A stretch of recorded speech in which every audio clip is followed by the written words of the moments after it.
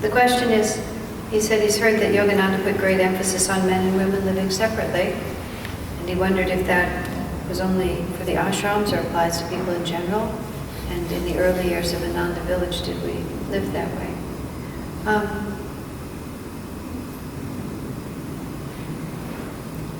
Certainly, in the context of a monastic life, Yogananda was very, very definite in what he wanted of the men and women. He said the magnetism between men and women is automatic. It's not a question of willful intent or desire or even necessarily of attraction. He said there's just an automatic exchange of energy, especially through the eyes. And if one has made a commitment to really break that habit, it's very hard to break that habit when you're constantly immersed in the vibration. And so he was definite that if, within the context of the monastery, if the men were really going to live as monks and the women really as nuns, it was counter to their intention for them to mix with each other. And he was quite strict about it. On an occasion, Swami describes in the path when a woman was coming up the walkway with a bunch of bags, Kriyananda stood up and opened the door for her. And afterwards, Yogananda scolded him for doing that. He said, you shouldn't have done that. You shouldn't have engaged at all. But he just told them, don't engage, don't talk, don't be together, and definitely don't look in each other's eyes. And Swami gives another example in the path of when he was working with some woman who was considerably older than Swamiji, was an elderly woman. Yogananda after a time said, I don't really want you working with her anymore. Already she's becoming attached to you. He said, like a mother for a son, but nonetheless there's just this loop of magnetism between men and women that it just makes a yin-yang connection. Now, in normal society, let me think, there's more that I want to say about that. In most traditional societies, not this one because this one is so disintegrated, but in most traditional societies where the family units are intact and marriages are more or less intact, there's always a great deal of tradition around the separation and the behavior of the sexes. And even though there is also an appropriate rebellion against the subjugation and the isolation of women, that's appropriate to rebel against that. Nonetheless, that doesn't mean that there weren't and aren't extremely good reasons for preventing the sort of free mixing of men and women, because the exchange of magnetism is automatic. And once you open it up for men and women to be associating with each other freely, you begin to threaten the marriage bond, basically. And what you see in our culture is just a disintegration of the marriage bond.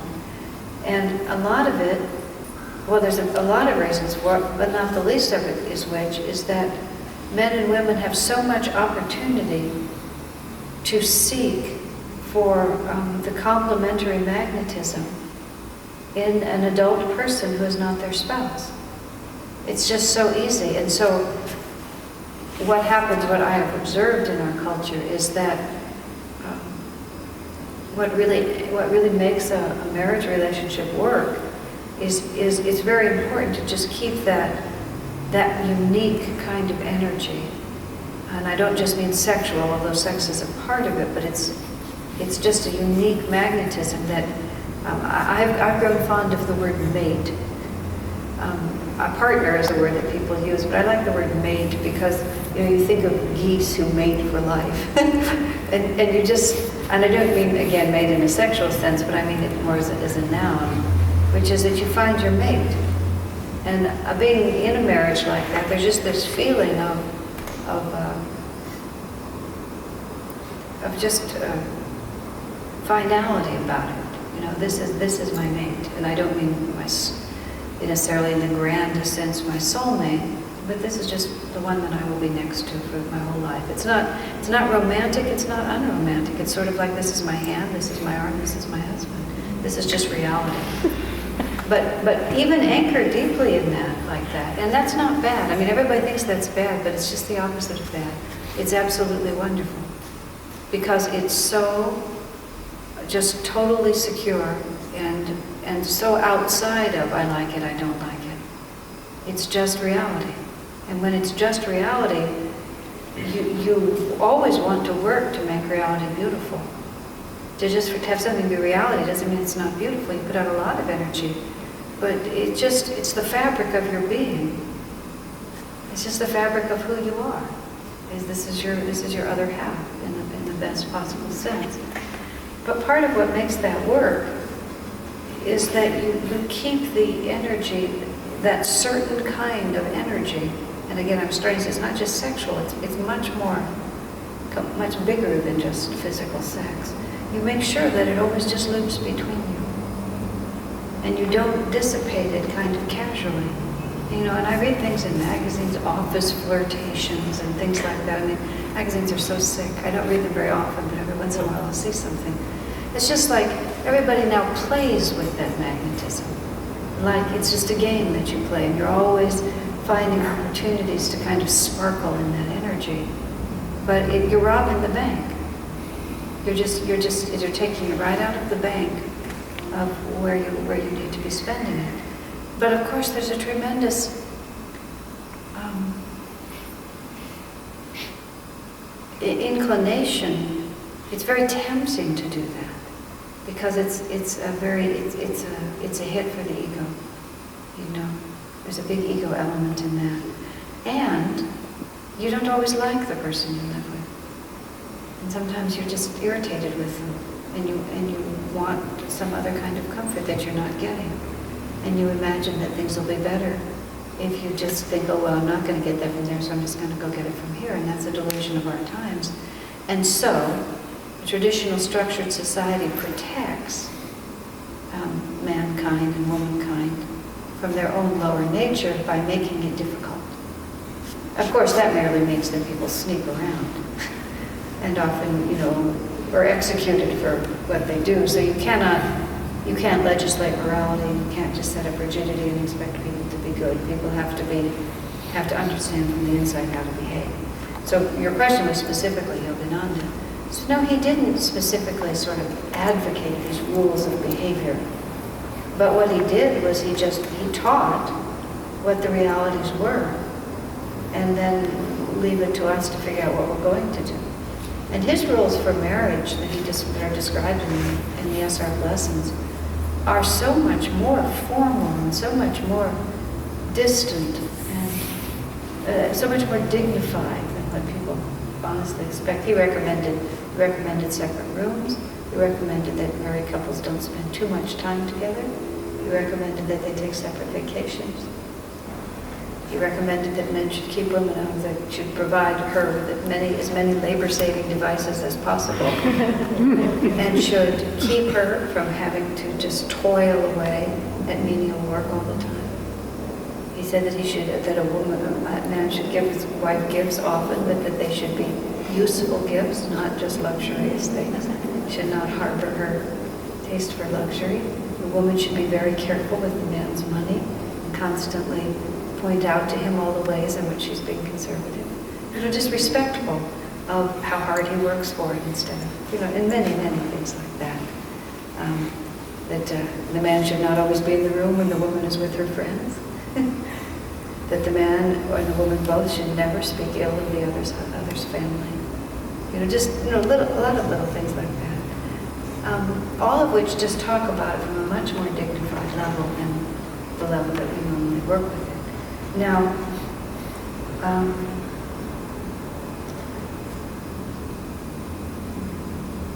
at the same time, Yogananda was not against divorce. And even at the first wedding ceremony, the first vows that he wrote, actually, it finally got modified to, we will always, the wedding vows that Yogananda wrote, we will always be friends even though our bodies may be parted by death or other separation. It was actually in the wedding vow, right? It used to be, I can't remember exactly how it was worded, but originally it was even much more than that. It's, even if this marriage doesn't work out, we'll still be okay. It was in the vow. So it's not like he didn't understand how these things flow. And in fact, he defined adultery as sexuality without love in or out of marriage. And so he was not approved in any sense. But he also had tremendous respect for this energy, and he knew that monasticism is virtually impossible without some protective aura around you. And there was one last piece of that.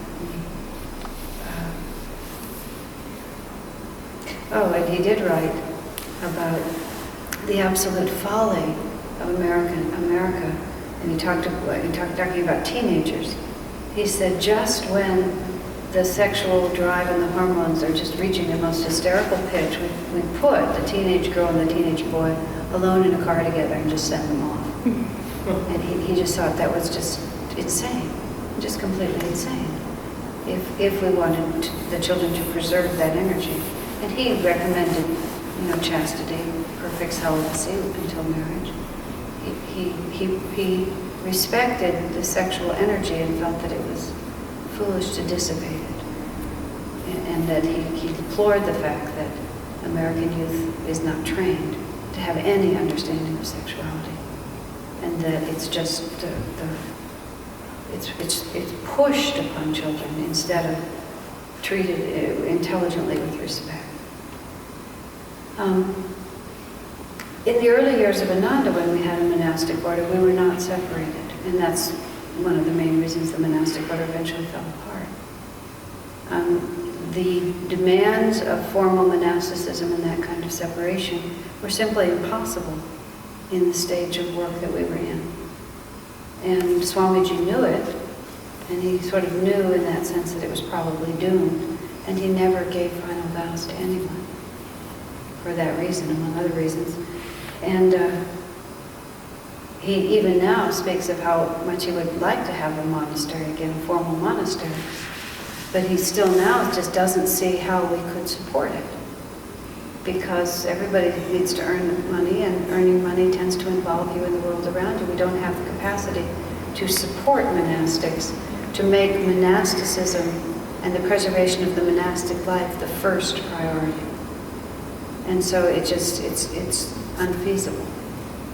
And so in that sense, even when he was running a monastery, he was aware of the fact that he was not really running it according to the lines that Yogananda set up. And Kriyananda himself found it impossible for him to live that strictly once he was expelled from SRF.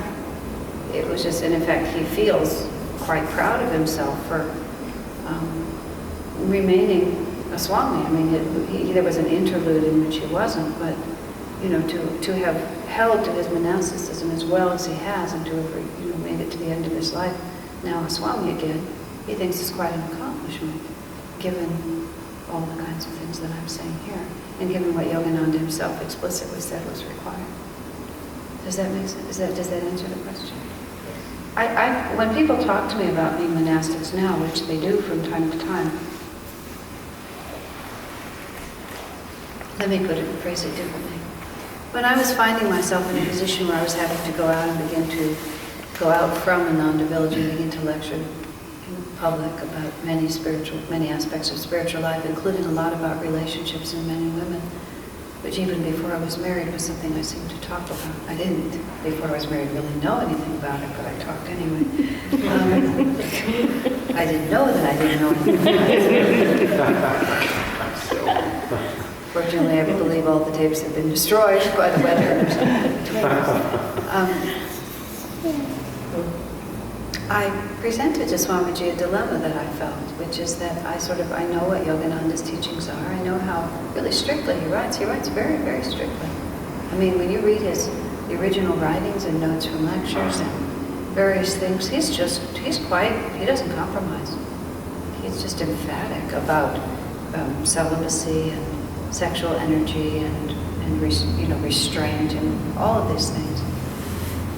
At the same time, I was saying to Swamiji, I know what the teachings are, but the other thing is that I know what you have taught me, Swamiji has taught me, and I know how you said that Master actually worked with people, which is that he did not make unreasonable demands.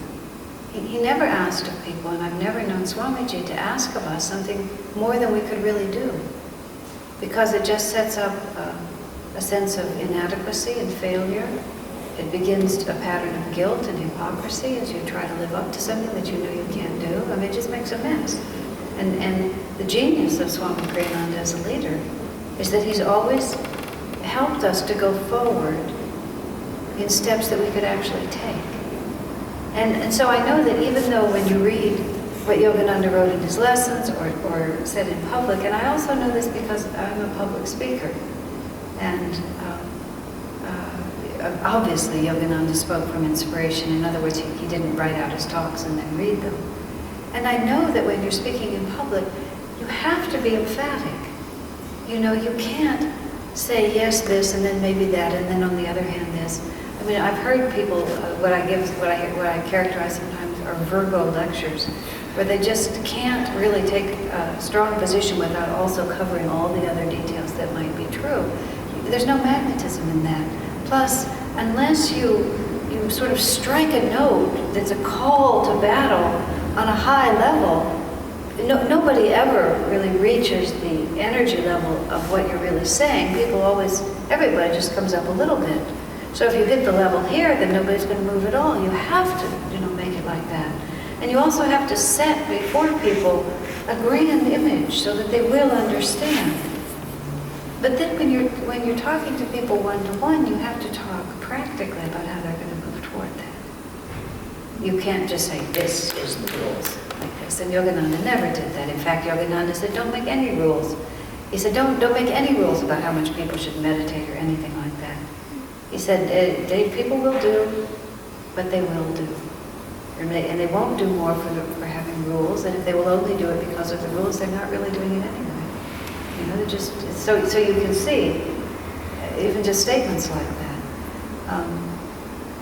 So when I went to Swamiji with this dilemma, I said, I know what the teachings are, but I know when I talk to people, I can't sincerely say, this is what Yogananda taught.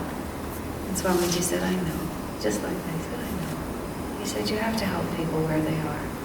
And Swami also said, interestingly, Swamiji said, I am a direct disciple, and I'm a primary representative of Yogananda, so I have to be completely true to exactly what Yogananda said.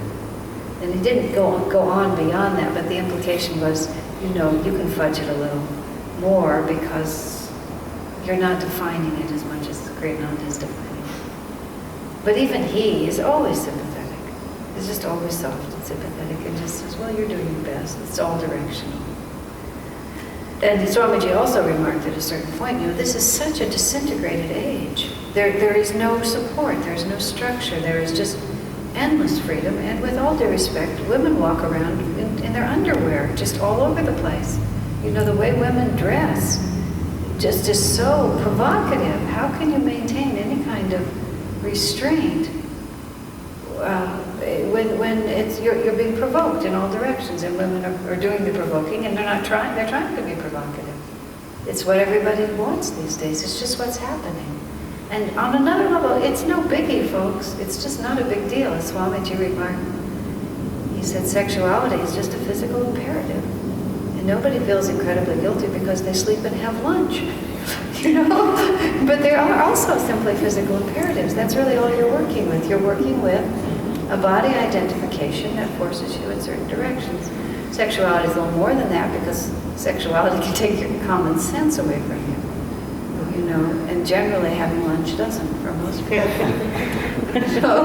so it has a bigger influence, but fundamentally it's merely a physical imperative. It's nothing more than that. Now the attraction between the sexes is something else.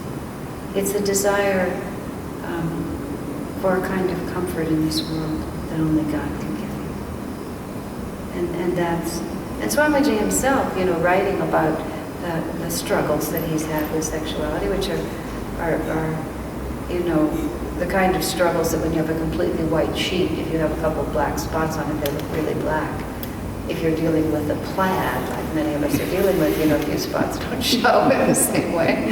But nonetheless, even when he has talked about his attraction for women, he's always said, it's never been sexual, it's merely been this thought somehow of this particular kind of feminine comfort. Just looking other than to Divine Mother. Just thought somehow that there was a kind of sweetness that was possible through human life that he's gradually learned, he'll say, in a way that's so emphatic you don't really want to hear him say it, that he gets it now. There's no comfort in this world. But there is this incredible delusion that there's comfort in this world. And that's the delusion that you're really fighting against.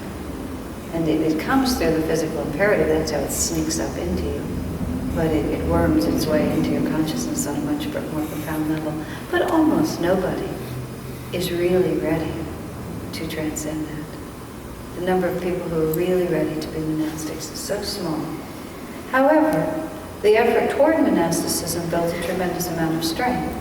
And whether you live your whole life that way or whether you eventually find yourself in a relationship, the discipline developed by that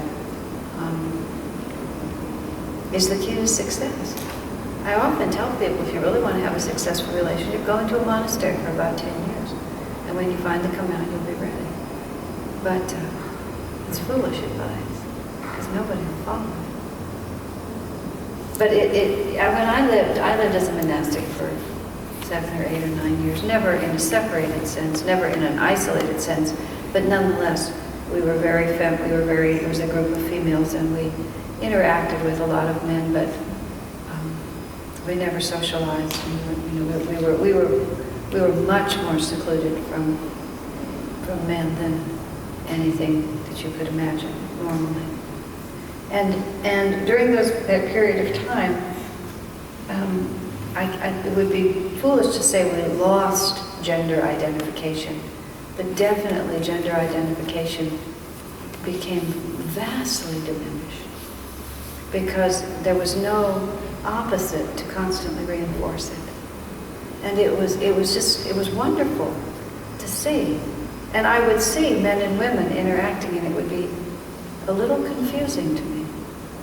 I mean, I was never so free of it that I ever really even got out of it even close myself. But you just would lose it. We are so constantly surrounded with the exchange of male-female energy that we're like fish swimming in water, not knowing that it's water. And there's just no way in this culture to escape from it. But during that little golden period at Ananda, we escaped from it a little bit, enough to recognize that it was something that existed. And it was marvelous to be free of it. It was such a freedom in it. It was just wonderful. And now I no longer remember because I'm in constant relationship to it. You sort of move out of it, I think, when you become firmly rooted in marriage, you move out of it again a little bit. But never completely, because that's the dynamic that keeps your marriage alive. Is that an answer to your question? Swami said that there's no comfort in this world in the sense that in the male-female relationship, and yet obviously he's gotten it, and by what you're saying there, I guess he's transcended it totally. That's what he says. Yes. He says when he met Yogananda, literally in that first meeting, Yogananda asked him of sex, wine, and money, what are you attached to? And then Master made him a monk 5 minutes later. And so Swami said, okay. And Master just said, don't worry, this is not a deep thing with you. You'll transcend it. And now that's just sort of how he says. He says it just doesn't help. It doesn't hold any attraction from it on. It never held very much. He lives in the world and he interacts with women. Well, he's always interacted, ever since he came out of SRF. And in that context, he's transcended. Well, it just doesn't, yes, that's how he said, that's what he said. Yeah. And he wouldn't say it if it weren't true, that's basically. Yeah. I mean, I can't even really imagine what that means. My experience of him has always been that that I don't think, I've never noticed him to know whether he's dealing with men or women. And I've never felt from him anything that identified himself as a man or me as a woman ever. And I have been in very, very intimate circumstances with him. I've been alone with him many, many times, and he's, stayed in our house. I've been alone with him in his bedroom, and, just many, many, many, many circumstances. And I'm a very sensitive person. I've just never felt it. I felt this total relaxation of gender with him. I use the phrase gender blind. I mean, just like there's just no gender. It's just us, just souls. And that's what, I'm not alone in that. I mean, many, many, many, many other women speak the same way. When he says and men so, too, for that matter. Excuse me, when he says there's no comfort in this life, I see two levels. There's a sexual magnetism, there's also a male-female magnetism, which is much more fundamental and much more fundamental. And when he said that there's no comfort in this life, he was saying even that sort of interaction is, no one can gain an ultimate comfort out of that. Well, he talked once at a certain point about how, there was a certain kind of sweetness. He talked about a certain kind of sweetness that came out of Parameshwar, actually, the woman that he married first and ceased to be a Swami for. That a certain kind of wonderful sweetness came through her, and he thought it was her. And then he saw that a certain kind of horrible energy could also come through her, and he realized that neither was her. That both was really just the divine playing through. And that was sort of, those things are easy to say, but they're very, very, very hard to root out of you on a very deep level. So, that's what he sort of talked about. Because, women are nice. Women can be quite nice. And, but when a woman or any person is being wonderful, it's not they who are being wonderful, it's they who open themselves up to wonderful energy. But the quickness with which most individuals can also be horrid tells you that it's not they who are nice, it's merely they who become channels for certain kinds of energy. And every individual is more in tune with one thing than another, and females tend to be more in tune with female energy as a rule. Not all of them, but some of them are. And tend to sort of radiate that kind of energy. Does that make sense? I mean, it's attractive. I mean, all of us are lonely. Everybody's lonely. Everybody wants somebody to be their special friend. Or almost everyone does. If they allow themselves to admit it. Sometimes we give up that thought because we don't have any hope. But most of us need to learn through that. That's why most people marry. And that's why, again, in a more traditional society, it's arranged for you. I had a friend, and not a friend, an acquaintance in Southern California who was a friend of Hare Krishna Ghosh. Hare Krishna is Yogananda's nephew, and he lives in Calcutta. And when Hare Krishna was visiting in America, we went down to Southern California. We went to visit this man. He's an American man, works in the computer industry. As it happened, all his friends were Indians. He just had the samskars, and he was part of SRF. And he had the samskars to be an Indian. All his friends were Indian. And he was always trying to find a wife because they were all nicely married, and he was very lonely. And finally his friend said to him, "This is such a stupid system in America. Just go to India and advertise. Get yourself a nice wife." So he did. I mean, the whole story is just amazing. Just interestingly, he wrote this little ad. He went to Hare Krishna, and Hare Krishna helped him. Or maybe he did it first. Maybe his friends helped him put the ad out. And this girl and her friends, they read the ad, and they just thought, "Oh, it's so funny, this American guy's advertising." And whatever he wrote, they all said, "This would be so perfect for you." So just as a lark, she started answering him. Just like thinking it was just a joke. And he got 3 or 4 responses, this American man did. Then he just didn't know what to do. So he went to Hare Krishna, and he said, "Help, what happens now?" And he said, well, he looked at several, and he rejected this one because she was too highly educated. And this one was possible. And then he said, "But Bengali girls have the best temperament." So he sort of got it down to a couple of Bengali girls. And so this young man contacted, this woman's name was Lopamudra, that was her name. So he made an arrangement that he would go to her house to meet her. And they did all this, but the girl and her girlfriends were doing it all, and they never told her parents. And then he was actually coming to visit, and he actually knocked on the door, and she never told her parents.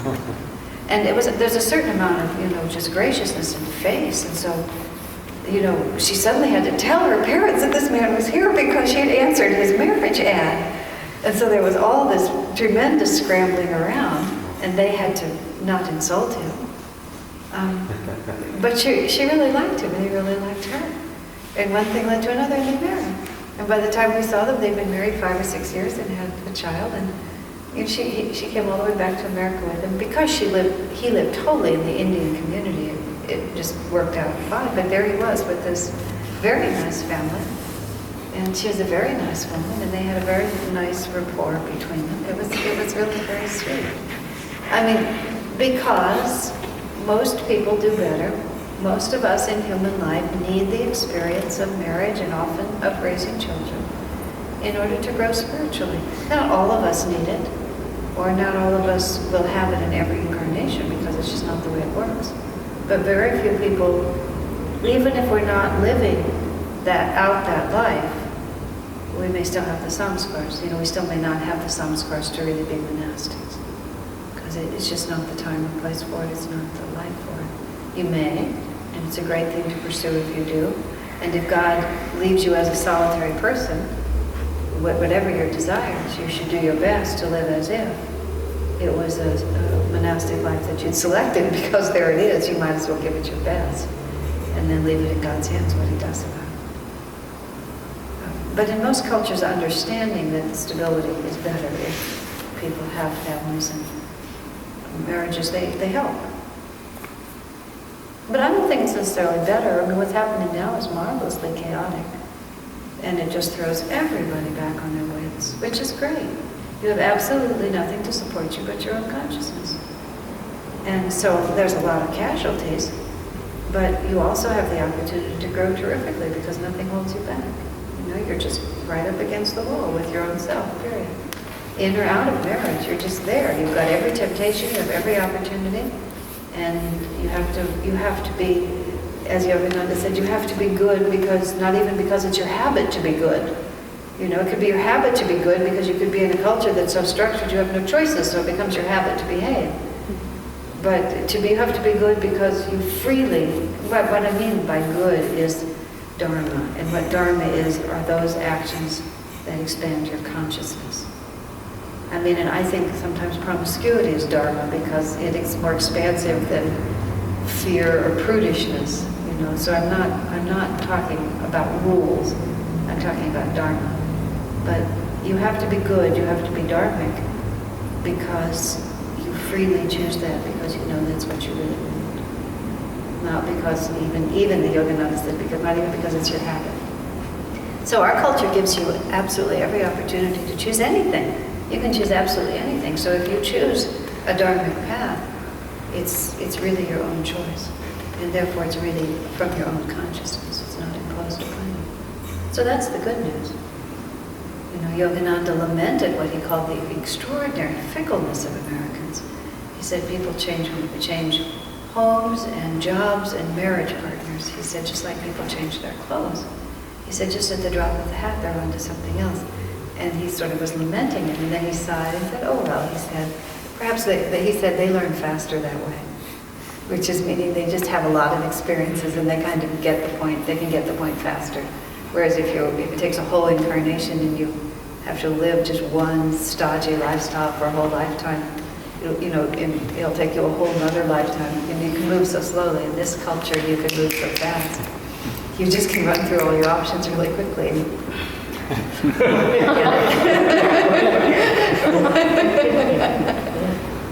Otherwise, you fantasize that certain things would give you more pleasure than what you got, and you never get to find out. You have to then go live it out. Now you can live out your fantasies usually. That's why if you have courage, that's why I say sometimes a-dharma is dharma because you're getting on with it. As Swami is fond of saying, Some people are pious merely because they don't have the energy to sing. And that's not real piety. That's just low energy.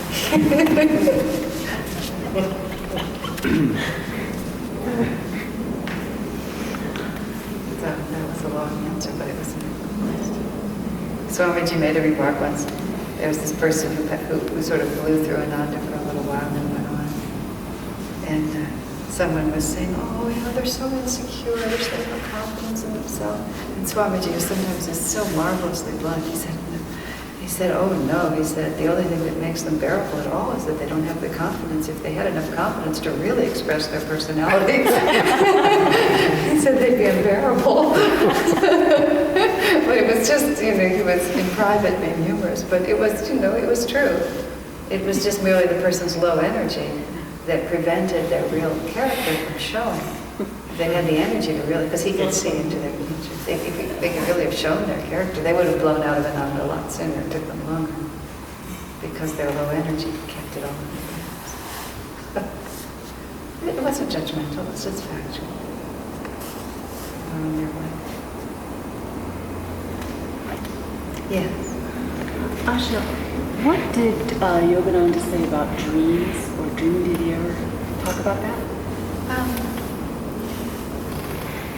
I've heard Swamiji talk about dreams, and he talked about it in the context of what Yogananda said. So he didn't say Yogananda said X, Y, and Z, but he talked about it generally.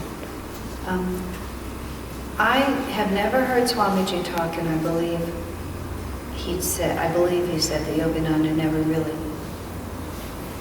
dealt with dream, like making a real science out of studying your dreams.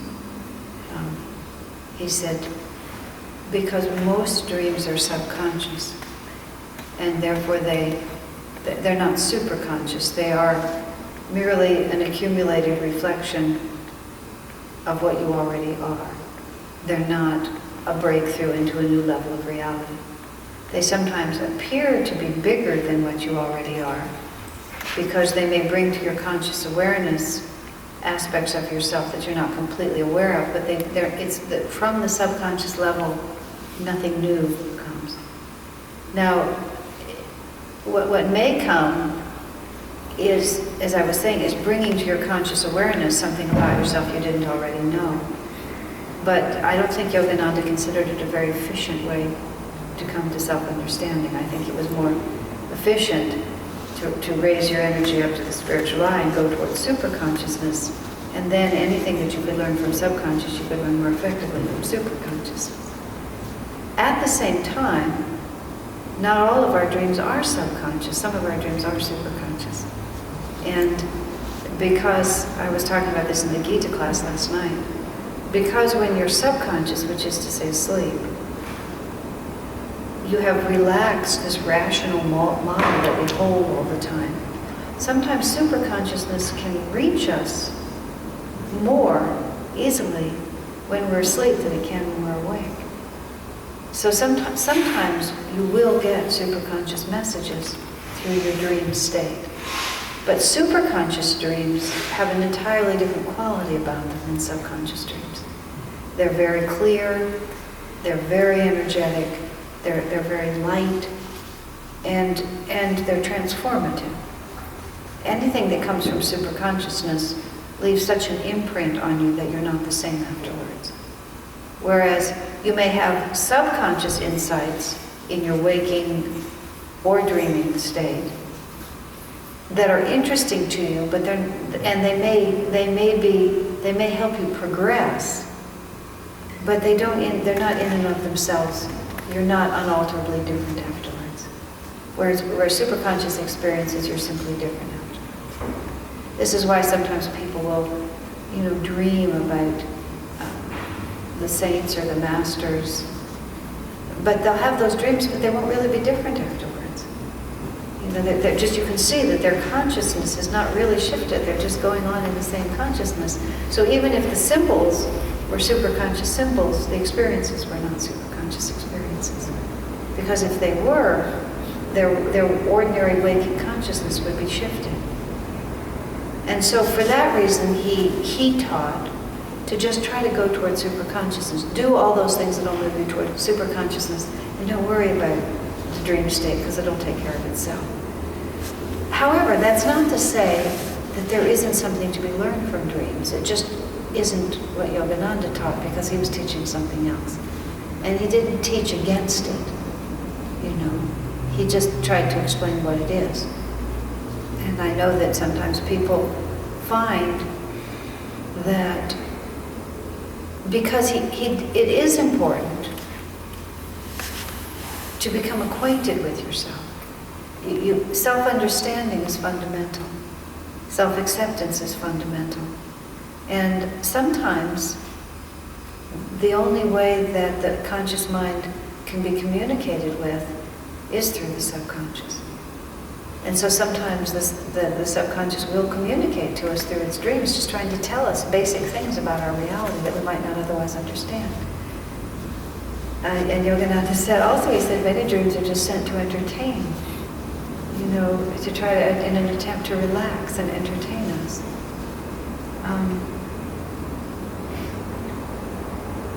And some of them are utterly meaningless because it's just garbage in, garbage out. You know, that's the computer phrase. You know, the computer's not smarter than the person who programs it. There's no independent intelligence possible in the computer. It can only assemble what it's been given to assemble. And that's exactly what's true in the subconscious. There is no independent intelligence in the subconscious. It can only repackage and represent whatever's been given to us. But there's a great deal that has gone into us that we ourselves have not integrated, and sometimes, or remembered in its right light, and then therefore sometimes the subconscious state, as I said, can tell us things about ourselves, can put pieces together that we haven't actually been able to put together on the conscious level, but it just sort of presents the material that's already in there, and it just allows us, it's a way of getting our attention. And Yogananda did talk about conscious dreaming. He talked about working with the subconscious and working to bring the subconscious under your conscious control, because that's an element of moving towards superconscious. And so he did talk of it in that way. But I was taking your question more meaning, you know, did he teach you to Analyze your dreams. analyze your dreams? Right? Not analyze so much, but if there was any possibility that the masters would talk to you in your dreams. Well, then they're superconscious dreams. But see, as I was saying, a great many times, and I just have to be frank and say it, a great many times, the vast majority of the time, when people come and tell me that they've had this kind of dream and that kind of dream, it's merely just because the elements were in their subconscious that the subconscious gave them back. It's not really that the masters have come to them in their dreams. But sometimes they do. You know, sometimes you have a real superconscious dream. That's all, there's no other way to say it. But it's different, and once you, if you're attentive and honest. But you see, even Patanjali said one of the great stumbling blocks on the spiritual path is false visions. And just getting all enamored of what a really subconscious image has been given to us. So, it's suffice to say, direct communication with the masters does not come cheap. So you know, if you're really not, it's just not something you can just kind of casually get by just going to sleep. You know, by their fruits you shall know them. Am I really transformed by this? Am I really a totally different person from this experience? And I think it's great, even to have subconscious dreams of the masters. It's indicative of where your energy is. You know, I'd much rather dream about going to the supermarket with Yogananda than just sort of riding around in a yellow Volkswagen or something. Even if I'm only manufacturing him, if I'm not really having a visitation, I would just much rather do that. Why not? But sometimes it's a mixture. Yogananda talks about sub-superconscious or semi-superconscious, where you have a moment of real transcendental consciousness in a dream and then remember in a book it talked about, the man was talking about having, it's like real super conscious, and then as he described it, my dream disintegrated into Volkswagens filled with muffins. Just meaning it just went from something clear to something completely absurd, but that didn't mean the moment wasn't clear. And I do think, I think that, I think many true communications happen. I know that I've had true communications with other people in my dreams. I've received them. I've had astral meetings, without watching myself fly up and watch the silver string or anything like that. But I just know that this really happened. Whether it was with Swamiji or with somebody else, or I just know that there was a real meeting. It wasn't just my mind creating it all. But it was on a level that when I come back, I can't quite remember it. Or I remember it vividly, but I can't re-access it. I just know it really happened. Is that sensible? It is. I understand. Thanks. And one more part on that. Once the issue came up of people having dreams about Swami Kriyananda and him not knowing it. It's like people would dream about him, but he wouldn't know that they dreamt about him, and yet they would feel that it was a real connection with him. And I asked Swamiji about that once, and he said, first he wouldn't answer me exactly, and then finally he said, but the superconscious never sleeps. It's the body that sleeps and the brain that sleeps. The superconscious is not a material entity, and therefore it doesn't sleep. So the superconscious, even when the body and the brain are asleep, the superconscious aspect of yourself is always awake. And on another level, that which you are dedicated to doing with your life is always there. That's why when people like us die, we don't just go into the heavenly worlds and sit around drinking tea. We're active angels trying to help the world, because that's our dedication. So even when you go to sleep, your true intention is just as strong. Nothing has happened to it. So therefore, the superconscious dimension of yourself could easily and naturally just continue the work that you were doing all day. And especially if, just like if you want to really tell somebody something sensitive, you try to find the right moment to tell them. You don't just barrel in while they're brushing their teeth and try to talk to them about some life-changing event. You have to really get their attention. And sometimes perhaps the best time to talk to someone is when they're asleep, because there's more receptivity when the conscious mind's taken away. So, but a lot of that happens, the way Swamiji put it in another context. He said self-realization is not so much acquiring something, but becoming aware of what was always there. And he commented once that as you advance spiritually, it's like your ego becomes conscious of dimensions of reality that have always been happening. And so, applying all this together to this question, that the superconscious self could be ministering to people, so to speak, while they're asleep and you're asleep, and the ego's not aware of it. But you could become aware of it later. Yogananda spoke of, while people are asleep, he said, I go into their consciousness, to just help them. And so he was doing it consciously. He said that he did do that. He said that he did do that. He would go into people's consciousness, and he said, and sometimes it was terrible. He would say, just, the chaos. But he would try to help. So if he would speak of doing it with full awareness, you could imagine that people could do it. An aspect of themselves could do it that the rest of them wouldn't know. There's many, many mysteries.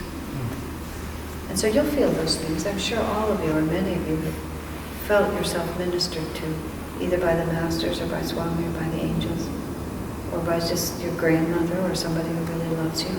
Who just comes and you just feel it, you know it. That they're really taking care of you. And sometimes I remember I dreamt once, Swamiji just gave me so much advice, really clear and straight, just right into my eyes, and I didn't remember a word. It was so frustrating. I remembered it happened, but I couldn't capture a word of it. But it was very real, and I knew it was real. It might have taken, I mean, it might have had an effect even. Oh, I felt that it did, Yeah. because I don't know how karma works out. I mean, I don't know why you suddenly wake up one day and understand something you didn't understand yesterday. I mean, if I could understand that, it's really different. I remember Wayne Dyer, this is totally trivial, but Wayne Dyer, he's very humorous. He's also mostly bald. And he talked about waking up in the morning, one of his few remaining hairs had fallen out on the pillow. And he held it up and he said to his wife, "Why now?" He said, "It was in yesterday, it's out today." He said, "If I could understand this, I could be a millionaire." He said, "I can unlock the secret of this." And I sometimes think about that. It's, why did I understand it this morning and I didn't understand it for the last 15 years when it was so obvious? And I think it's just a cumulative effect, including all of that happening. So, I have found, just one last word about dreams personally. Sometimes I'll have a dream that has such a force. Sometimes the meanings are obvious, but maybe everyone knows this, but I was told a very simple way to help understand your dreams, which I found works really well. Basically, your subconscious speaks to you in symbols. It doesn't speak in literal images, of course. It doesn't have words, so it just picks up objects and assembles them like a code. And the suggestion for unlocking the code was given that, you just take the main elements of the dream, the person or the situation, and hold it up. And the secret of this analysis is that you do it very quickly. Like, what does this mean to you? What does baseball mean to you? What does old Chevrolets mean to you? What does this particular person mean to you? Not in themselves, but what do they represent? And you have to give like the first feeling that comes to you, not the analysis of it. And I've taken a few dreams that were very strange. One where I was being chased by this person. It was a baseball stadium, this whole big scene. And I lined it up, and I just quickly gave each of those images a concept that was the real concept. It was very interesting to me, because then I put the dream together and it really actually told me. It talked to me about something that I was very concerned about that I wasn't quite aware of. And I found it very helpful to do that. But I only do that if the dream has a lot of punch. Otherwise, I just look at it and I say, God, what a mess you are. What a scrambled mess. You need to meditate more deeply before you go to sleep. Swami Kriyananda said something very interesting once. He said, he's exactly the same in his dreams as he is in his waking consciousness. Which is another way of saying there is no subconscious to him. And he's just the same. Once he was telling us this, he said, this was a dream where he dreamt that he was talking to someone, which I believe in that case was a true dream. He said he was talking to someone and he was giving them advice, and he said it was exactly in the same manner and the same advice that he would normally give them. And I said, well, did they listen to you? And he sort of looked a little startled and said, yes. I said, in your dreams. So that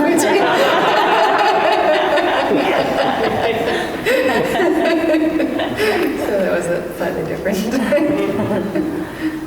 But in other words, when he loses conscious control, there's nothing suppressed that suddenly comes out. He said he just is exactly the same in his dream life, which is really an extraordinary statement. It's an extraordinary statement. He just made it rather casual. It's just, that's the way it was.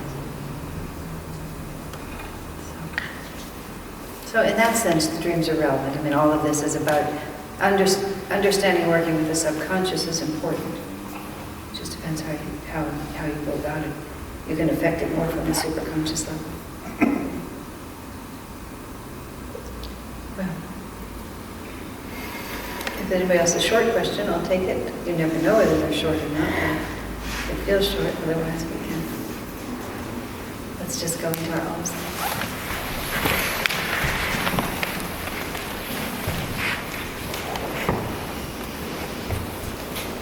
Things like this exercise that we're doing, all of these are actually very real exercises for clearing out the subconscious. Because what we do is we create a new vibration that permeates our consciousness, because the subconscious is entirely a collection. And if you just keep feeding it, that's why I say you can influence it more from the superconscious. The more you just keep feeding into your whole self an awareness of a different vibration, the more the other vibration just gets driven out. Because the superconscious is dominant. Superconsciousness is the source. Subconscious is just a collecting pool. You just, from the source, if you just keep running through your system, divine consciousness, then pretty soon that's who you become.